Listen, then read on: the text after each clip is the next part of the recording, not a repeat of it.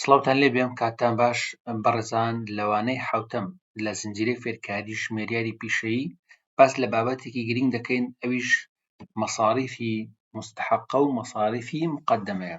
مەصاریفی مقدمە چییە؟ تۆ مەصروفاتێکەکەی ئەو مەصروفاتە شایستە نیە لەو مانگە ئەنجامی بدەیت بەڵام بە هەر هۆکارێک پێشەکیەک پارە دەفع دەکەی بۆ نمونە بۆ 6 مانگ پێشەکی کرێی بینایەک دەدەیت یاخود مەصاریفێک هەیە پێویستە مستحقەیە لەو مانگەیە ئەنجامی بدەیت بەڵام پارەت نییە و مەصروفاتەکە دەکەوێتە مانگەکانی داهاتوو بەڵام پێویستە لەو مانگەیە تەثبیتی بکەیت. واتە مەصاریفی مستحقەکە پێویستە لەو مانگەیە تەثبیتی مەصاریفەکە بکەیت و هەروەها مەصاریفی مقدمەکە پێویستە پارەکانی هی مانگەکانی داهاتوو تەوزیعکەی بەسەر مانگەکانی داهاتووە. ئەمە چۆن بکەین لە ڕووی محاسبیەوە؟ ئێمە سەرتا باس لە مەصاریفی مقدمە دەکەین. مەصاریفی مقدمە چییە؟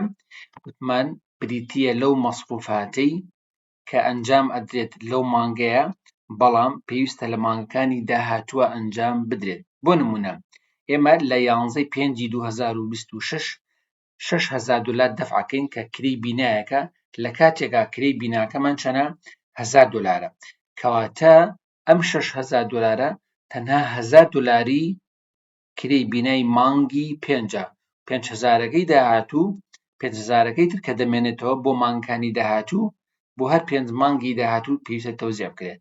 ناکرێت هەر 6,000ەکە لە مانگی 5 دەرکەوێت، پێویستە هەر مانگە و مەصاریفی خۆی بەجیا لە حسابەتە دەربکەوێت. سەرەتا قەیدەکە چۆنەکەین؟ پێویستە بەم شێوازە قەیدەکەی بۆ ئەنجام بدەین. من المذكورين $1,000 من حساب مصروفات عمومية ياخذ مصاريف إيجار ئەمان بۆ مانگی چەند؟ بۆ مانگی 5 و هەروەها $5,000شی بۆ چێ مەصروفات مقدمە واتە $5,000 ئەبێتە مەصروفاتی مقدمە و ئەمێنێتەوە تەوزیع بێ بۆ مانگەکانی داهاتوو و $1,000شی ئەبێتە مەصروفاتی مانگی 5 إلى حساب چی؟ إلى حساب صنوع. ئەمە لە حالەتێکە ئەگەر بە نەقد پارەکەماندا لەو مانگەیە. ئەمە پێویستە ئێمە چی بکەین؟ بۆ مانگەکانی داهاتوو یەک بە یەک قەیدەکانی بۆ ئەنجام بدەین کە بەیەدەویان کار بکەین. ئەگەر قەیدی ڕقم 2 چیەکەین لە 1/6 بۆ مانگی دواتر $1,000 من حساب مصروفات عمومية إيجار شهري چەند؟ 6 إلى حساب مصروفات مقدمة واتە لەو 5,000 هەزاری تری کەم بۆ مانگی 6 بۆ مانگی 7 بە هەمان شێوە من حساب مصروفات إيجار إلى حساب مصروفات مقدمة هەتاوەکو ئەو 5,000 سفر بێتەوە پارەکە سفر بێتەوە مانگ بە مانگ بەم شێوازە قەیدەکەی بۆ ئەنجام ئەدەین. مەصروفاتی مستحقە چێ بەڕێزان؟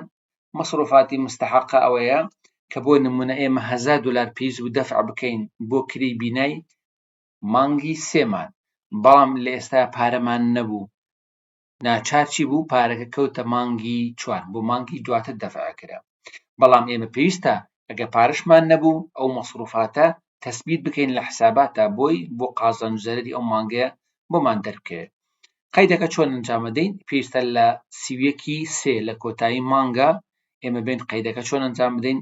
$1,000 من حساب مصروفات واتە لە مەصروفاتە دەری بخەین إلى حساب مصروفات مستحقة کەواتە $1,000ەکەمان تەثبیت کرد بەڵام پارەمان نییە سندوق پارەی نەداوە ئەیکەنە چی؟ ئەیکەنە مەصروفاتی مستحقة لە مانگی داهاتوو مەصروفاتە مستحقة کە پارەمانە و پێی سفرەکەینەوە بۆ مانگی داهاتوو کە بۆ نمونە لە مانگی 4 قەیدەکە دەکەین و پارەکە دەفعەکەین من حساب مصروفات مستحقة ئەوەی پێ سفرەکەینەوە إلى حساب صندوق پارەکە لە سندوقە دەفعەکەین کەواتە ئەبێت هەموو ئەو مەصروفاتانی لە مانگی خۆیان شایستەیە لەو مانگەیە دەربکەوێت.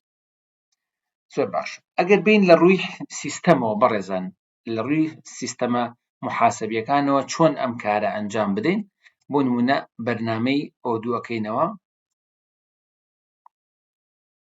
سەرتا باسی چیەکەین؟ مەصروفاتی مقدمە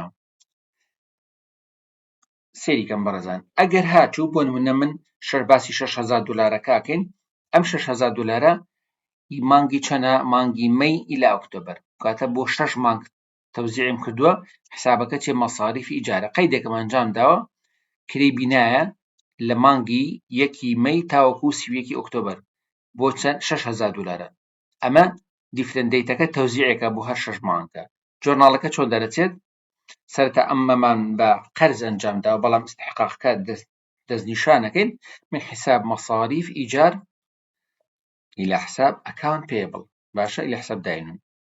ئەمە سیر بکەین لە ڕووی سیستەمی ئۆدۆ پێویست ناکات تۆ هەموو مانگێک قەیدەکان بەدەست بکەیت. تەنها مانگ قەیدەکە دەکەی دواتر خۆی ئۆتۆماتیکیان لە کۆتایی مانگە قەیدەکەت بۆ ئەنجامەدا. چۆن کاتێک ئەمە تەسبیح دەکەین کە پێی ئەڵێن پێویستە تۆ بۆ 6 مانگ ئەمەم بۆ تەوزیعەکەی لێرە دیفرەنت ئینتریەکەی بۆ 6 مانگ تەوزیع کردووە. چۆن ئەگە سیر بکەین ئێمە مەصاریفی ئیجارەکەمان لە قەیدەکە من حساب مەصاریف ئیجار واتە مەصاریف ئیجارەکەی کرد بە مەدین 6,000 بەڵام دێر لە کاتی تەوزیعاتە ئەم 6,000ە ئەیکاتەوە بە کریدیت. بۆچی سفرێکات ئەڵێ جارێ ئەمڕۆ بۆ نمونە 12/5 11/5 مەسەلەن جارێک کۆتایی مانگ نەهاتووە لە کۆتایی مانگە دەفعی کاتە تۆ هیچ دەفعێکت نەکردووە ئەمە ئەخاتەوە جانبی کریدیت واتە ئەمە سفر کردەوە.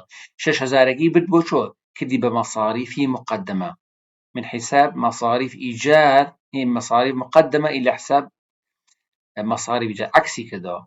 باش كواتا إستا مصاريف مقدمة كي كتبة ديبت 6,000 دولار دواتر دي مانگ بمانگ بون منه لسيويكي مانگي سيا چي أكاد قيدك بو أنجام داد 1,000 دولار أكاد بچي أكاد بمصاريف إيجار إلى حساب مقدمة 1,000 لو ششة كما بيتوا 1,000ش ئەبێ بەچی بە مەصاریف ئیجار بۆ مانگی داهاتوو. بەم شێوازە هەموو مانگەکان تا کۆتایی مانگی ئۆکتۆبەر 1,000 دلاری کردن حساب مەصاریف ئیجار إلى حساب مەصاریف مقدمە.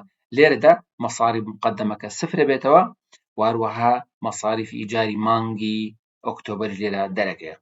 کەواتە سیستەمەکان ئاسانکاریی یەکجار زۆری کردووە پێویست ناکە مانگ بە مانگ کارەکان ئەنجام بدەی تەنها مانگیەکە مەصاریفەکە دەرەخەی و خۆی تەوزیعاتێکە بەسەر هەموو مانگەکانە. بەڕێزان لێرە دێنە کۆتایی ئەم وانەیەشمان.